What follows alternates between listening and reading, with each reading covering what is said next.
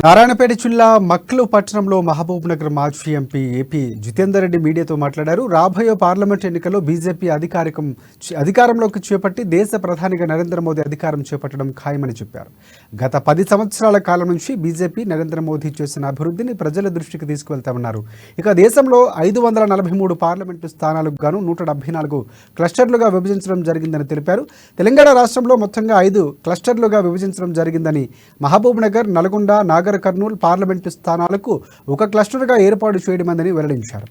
Mahabub Nagar cluster పరిధిలోని కృష్ణా మండలం నుంచి ఈ నెల 20న బస్సు యాత్ర ప్రారంభించడం జరుగుతుందని జితేందర్ రెడ్డి స్పష్టం చేశారు.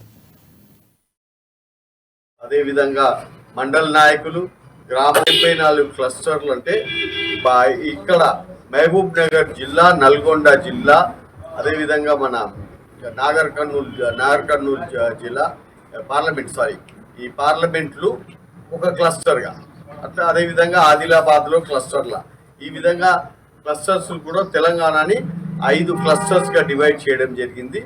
దాంట్లో మహబూబ్ నగర్లో జరగబోయే క్లస్టర్ బస్ యాత్ర మన కృష్ణా నది దగ్గర కృష్ణా విలేజ్ నుంచి 20వ తారీఖు నాడు మొదలవుతుంది.